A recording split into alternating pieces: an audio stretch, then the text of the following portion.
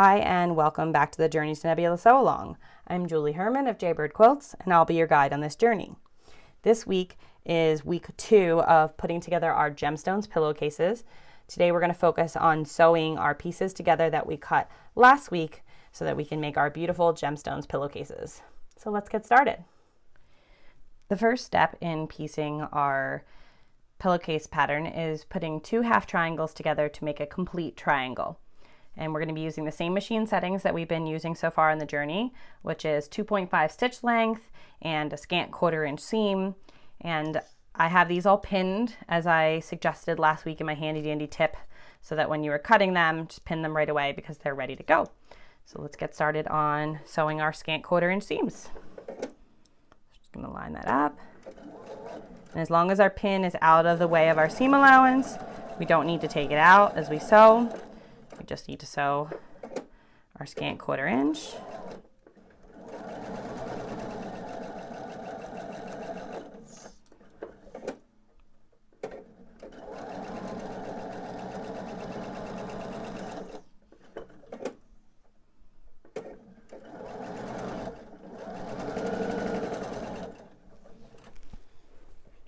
All right, I'm just going to snip one off, see how it looks. Pull my pin out, and it looks great. So I am going to continue chain piecing all of my pairs of half triangles to make this unit. Now that I have gone ahead and sewn my half triangles into triangles, I'm going to go ahead and press these seams open. You can press these to the side if you prefer, so that you'll be able to nest in the next step. But note that it does result in more bulk, which I find that to be more troubling than taking the time to press open. But it's a very personal choice, so that is an option. Just remember that it will result in more bulk and make it slightly more difficult to sew the band to the lining and the band to the pillowcase in later steps. So went ahead and opened them with my fingers, and now I'm going to use my seam roller. Just give it a quick pass.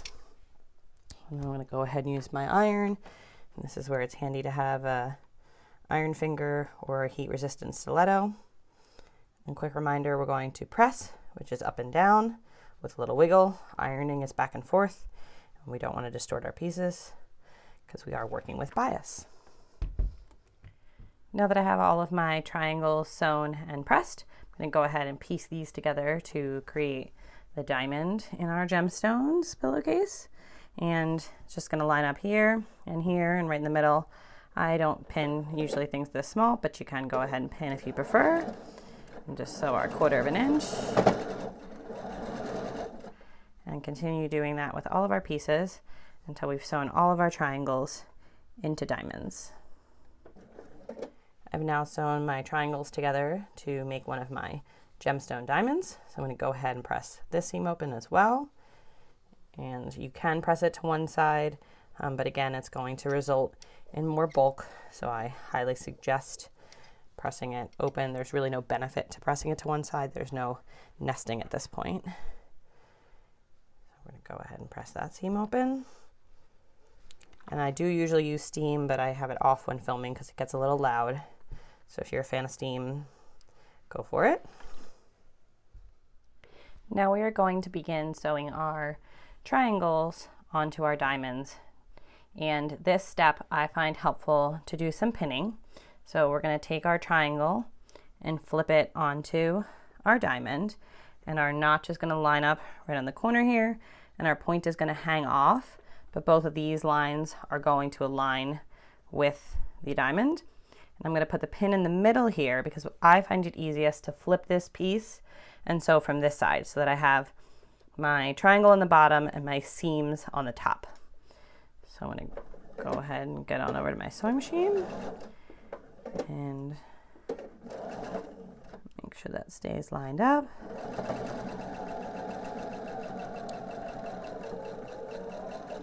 And then I will repeat that process with all of my diamonds with one triangle each. Now it's time to press this triangle, and it feels natural to just press it towards the triangle, but it won't nest with the next piece, and it really will result in a lot of extra bulk. So it's very, very important, in my opinion, to press this seam open, because you're going to have a lot of extra bulk here if you don't. So I'm going to go ahead and flip it over and use my seam roller.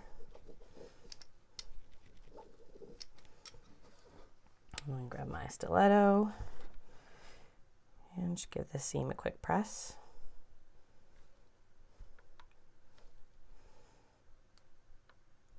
And then I like to flip my pieces over, give them an extra little press from the front side as well. From this point on, you want to make sure to pay close attention to your pattern, because we're no longer going to be doing the exact same thing to every piece. We are going to sew a second triangle onto most of our pieces in the opposite side, but not all. And that's going to be a similar process to what we just did.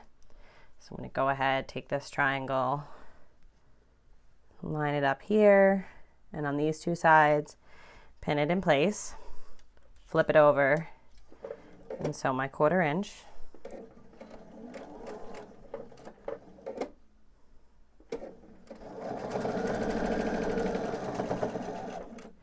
But with some of our pieces, we are going to use our half triangles, and we are going to start by sewing a right half triangle onto our piece like this. I think it's actually shown like this in the pattern. And in this case, because this is so small, I'm not going to sew with this underneath. I'm going to keep it on top, but I'm going to go extra slow to make sure that I don't flip any of my seams on the bottom.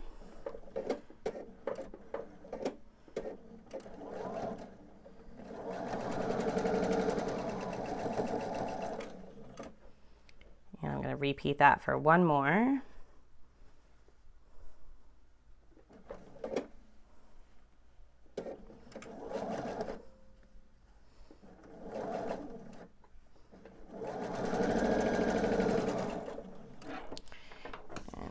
Trim these off. And we need to sew another piece on here. So what I'm going to do is I'm going to take my seam roller to roll this seam open. And I'm mainly concerned with this part right here. This part I can worry about later. I need this part to be flat because this is the seam I'm going to intersect. And I'm going to go ahead and take my left half triangle, I think it's like this in the pattern, and add it right here. So again, I'm just going to put that piece on top, and these two sides are going to line up with these two sides, and then this little piece that hangs over is actually going to line up with this part that is in the seam allowance, and you can see that in detail in the pattern as well. And we're going to sew the 1/4 inch seam.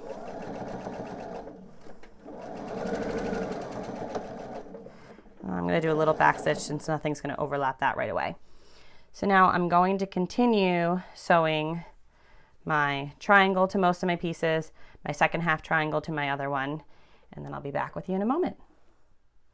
Now that we have completed sewing all of our triangles and half triangles to our diamonds, we're going to begin to sew these units together. And it's as simple as flipping them right sides together. You can do a hang pin here, which we've done plenty of times if you find that, but since it's such a small piece, I don't think it's needed. You're going to have your points going to line up here. This is going to line up here. And you're just going to follow along with all the steps on pages 3 and 4 of your pattern to sew these pieces into varying units, and continue to sew those units together until you have your entire pieced focal strip for your pillowcase.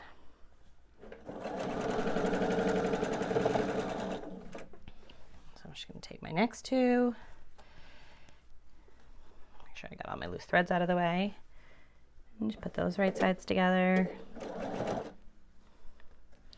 And I don't backstitch at the beginning and ending of this because pretty soon we will be sewing a piece onto both sides, but you can backstitch if you find that that works better for you.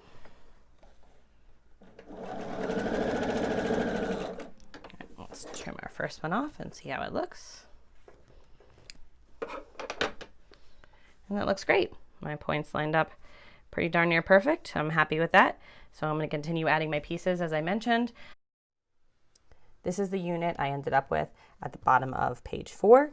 This is the start of my pieced strip for my pillowcase band. And I'm going to go ahead and press these seams open and then continue to make the other units, press those seams open, and then follow the directions on page 5 to sew those units together to finish the pieced band portion of the pillowcase. So just like the other seams, going to get my seam roller out. There's definitely a lot more bulk going on here than there has been because we've got intersections of lots of pieces, but this is why it's very helpful to reduce that bulk as much as possible by pressing these seams open.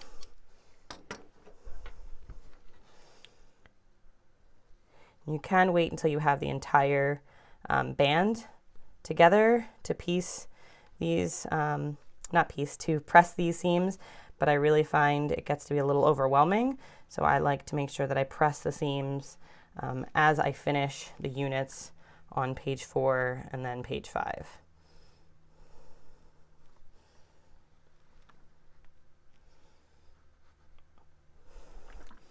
I'm going to flip it over. I'm really happy with how that's turning out, and I'm going to give it a good press from this side as well. Now that I've completed sewing all of my units together to make my band, I am going to measure this as described on the top of page 6. So to do that, I'm going to line up my raw edges. And normally I tell you not to use the lines on your mat, but in this case we can because we're going to use it to measure this and to cut our next piece. So as long as you're consistent, it's okay, but generally, yes, I tell you not to do this. So we're going to line up those on the edge of my mat where my numbers start, and then we're going to smooth it out. And mine came to 42 inches, which is the approximate size that I told you you will end up with for your yield, but depending on what your seam allowances personally are, you could end up with a little bit bigger or smaller, so make sure you measure your piece strip. So now I'm going to take my piece that you've cut from the top of page 6, and it's still folded like it was on the bolt, and I'm going to line this up at the end of my mat, and I'm going to cut this to be 42 inches. So I'm using the same marks so that technically these two will be identical. So I'm going to line that up, and since I don't need to use any specific lines on my ruler, I'm going to use my sidekick ruler and the 21-inch line, which you can't see because it's off the mat, but this is my 21-inch line. So I'm going to line up my ruler on my 21-inch line and cut. And now this piece is 42 inches as well as this piece. So the next step is we want to pin these two right sides together to sew to finish creating the main section of our band. Since you have it the way it is in the bolt, you already have the nice fold here. And I'm gonna give myself a little finger pressed fold here, which will be right in the middle of one of your triangles. I'm gonna open them up and gonna pin starting in the middle and pin on, let's get that in the frame for you, pin there, and I'm gonna pin there, and then I'm gonna pin along the length, making sure I match up my raw edges. And then I'm going to go sew my scant 1/4 inch seam at the machine. And I like to sew with this side facing up so that you can make sure that you don't lose any of your points as you're sewing along this piece. Now sewn my 1/4 inch seam to sew my band lining to my pieced band. And your band lining is bigger than your pieced band, and that is correct. And in this case, we are going to press to the band lining. So away from all of our bulk to our solid piece here, and just gonna give that a good press along the entire length of my pieced band attached to my band lining. Now pressed my band to my band lining, and the next step is I'm going to create a loop, and this we're going to do in a specific order so that we don't have any raw seams right at the end of our pillowcase. So we're going to right sides together, match up our two short edges to create a loop, and we're going to pin and sew this with a 1/4 inch seam. And so I want to make sure that I get it to line up where my band transitions to my band lining. So I'm going to pin there. And I want to make sure that my points line up as best as possible. So I'm going to pin there as well.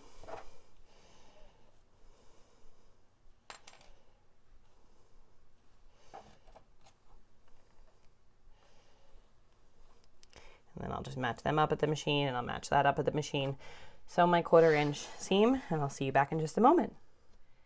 I just completed sewing this seam, and I should have mentioned I did backstitch at the beginning and end, and I will do that for all remaining seams that we're going to sew. Since we're now in the construction phase as opposed to the piecing, we want to make sure that we backstitch at the beginning and the end so that none of these pieces come out. So now we have a band that is a nice loop, and I'm just going to go ahead and roll this seam open. You can press it if you'd like, but I find rolling it does enough before we head on over to the next step. So I'm just going to roll along there. And our next step is kind of where the magic happens, which is we are going to fold this in half, wrong sides together, to make our band. And what's going to happen is, since our lining piece is longer than our pieced strip, we get this faux binding that's going to show up here, which is super, super cool. And once we press it, it really, really looks nice and has a nice finishing touch to it. So you're going to match your raw edges of your band lining up to the raw edges of your band. And you can baste at this step if you'd like, if you find that to be helpful. But I don't find that entirely necessary. But it is helpful to press to kind of give the crease there. So I'll head on over to the ironing table and give this a good press. Now I want to go ahead, as I mentioned, and press this so that my faux binding has a nice crisp edge here. If you're working on a regular ironing board, I suggest just sliding this over the ironing board and working your way around it. Since I'm working on a pressing mat here, what I'm going to do is just get one section at a time lined up and get my iron. And this would be a good time to use some steam and to make sure that you give a really good crease to your faux binding. So I'm just going to continue to rotate and move my way around the band.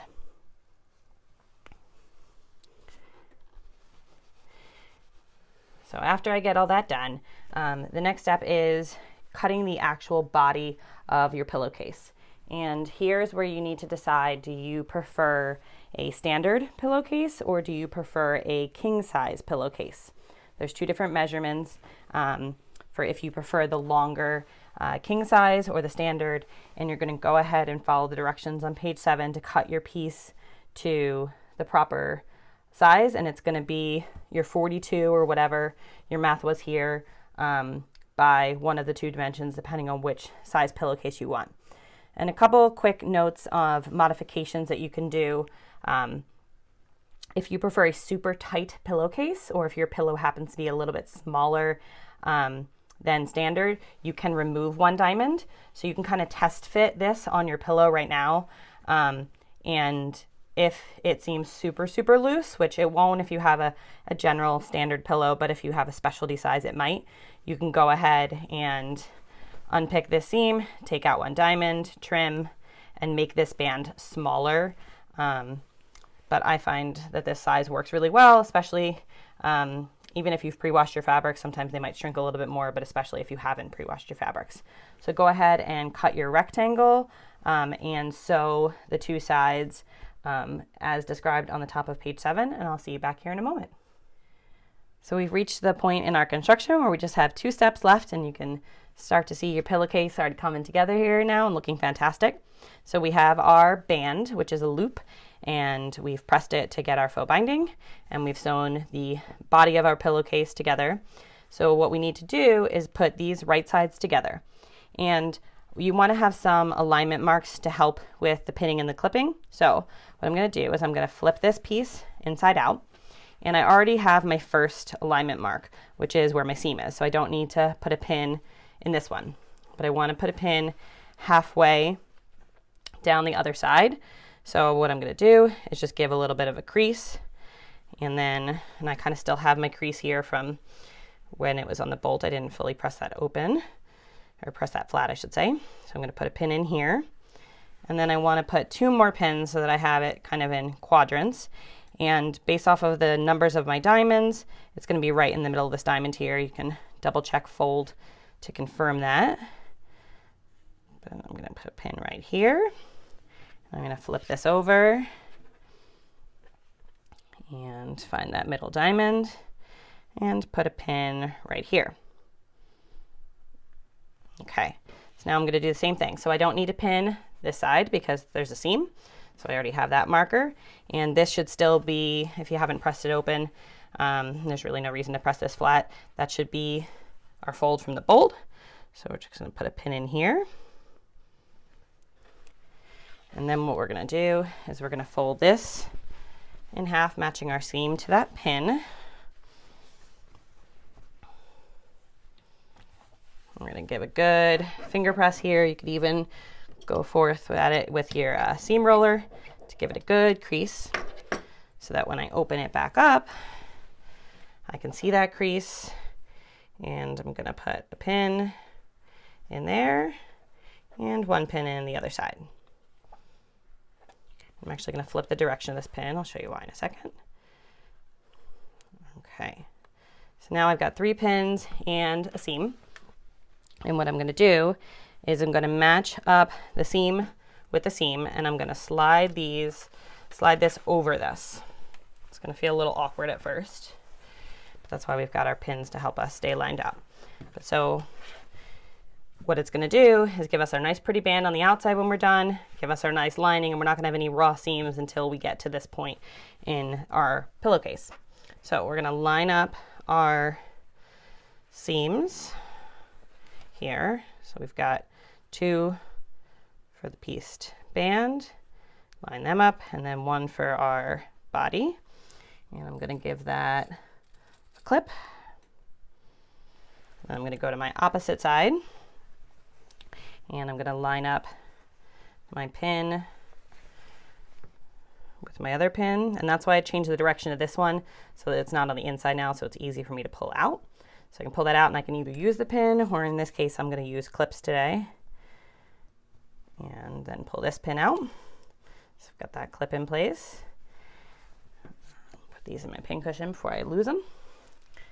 And then I'm going to do the same thing right here. So I'm going to pull those pins out, put another clip in, and then I'm going to go to my 4th marking set and line those pins up. And so now, in case these are not exactly the same size, what I've done is I've made sure that my bulk is evenly spaced out into quadrants. And I'm now going to go ahead and take my wonder clips and clip all along each of these sides until I have the entire band clipped. I'm now all set up and ready to sew my band to the body of my pillowcase. And normally you'll notice that my machine is set into my table so that everything's flat to the level of my machine. In this case, I've raised my machine up because I'm going to take advantage of the free arm. So if you have that option to take anything off the back and lift it up and use the free arm, since we're working with a loop, it's very helpful at this point. So I have switched to a clear foot, and that's just so that I can see as best as possible. If you need to continue to use your 1/4 inch foot to know exactly where it is, that's fine as well. I'm pretty good at eyeballing it, and I like to be able to see everything that's going on. So I want to make sure that I have all 3 layers, and I'm going to double check that pretty often as we go. And I'm just going to begin to slowly sew around, backstitch a little bit, and remove my clips as I go. And this is definitely one place to make sure that you take your time, because it's really going to be very visible at the end. And you've already put so much effort into your pillowcase that you want to make sure that this part looks fantastic. So we're just going to continue to move my clips and check to make sure all 3 layers are lined up.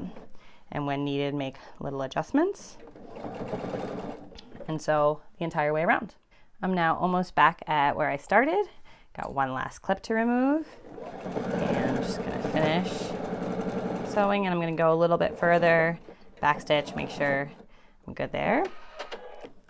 I've completed sewing all around my loop, and now I can turn my pillowcase band out and get my first look at my pillowcase, and I'm loving how it looks. And the next step is I'm going to press, and I'm going to make sure that I press down towards the pillowcase. So I want all of my bulk to go in this direction. And then I'm going to top stitch along the edge here and make sure that I get all of those pieces, which is going to hold it down nice to the inside of my pillowcase.